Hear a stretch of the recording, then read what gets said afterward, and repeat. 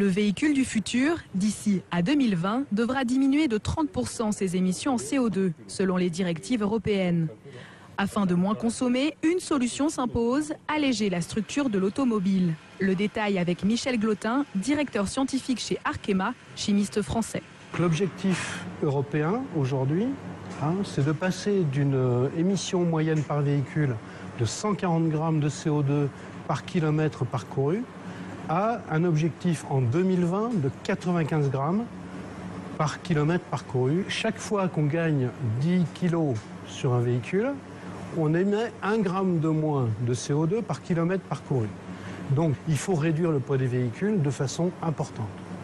Typiquement, l'objectif, il va être de gagner 200 à 250 kilos pour un véhicule moyen de type Clio. Le projet Compofast cherche ainsi à remplacer l'acier des voitures par des matériaux composites en plastique plus légers. Autre impératif européen, le véhicule devra être recyclable à 90%. Une nouvelle résine thermoplastique répond à cette problématique. Les composites aujourd'hui, c'est beaucoup ce qu'on appelle des résines thermodurcissables.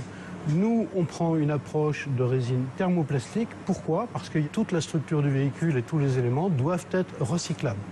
Ce qui est beaucoup plus facile dans le cas de composites thermoplastiques par rapport à des composites thermodurs. Le matériau composite est réalisé à l'aide d'un renfort, ici en fibre de verre, dans lequel est injectée la matrice.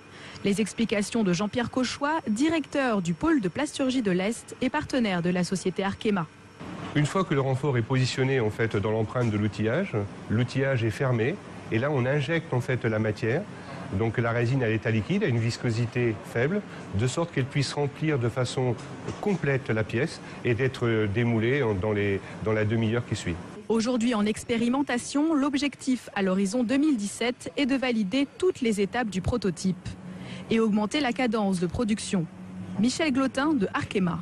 L'objectif du projet, c'est d'atteindre les cadences de production dites de grande série, c'est-à-dire des modèles moyenne gamme pour Renault, pour PSA, que tout le monde connaît. Donc c'est typiquement atteindre des séries de 1000 véhicules jour. Ça veut dire sortir des pièces typiquement dans une cadence de 1 à 2 par minute. Grâce à l'allègement du véhicule, le conducteur pourrait voir sa facture énergétique divisée par 2, avec une consommation inférieure à 3 litres au 100 pour un véhicule moyen.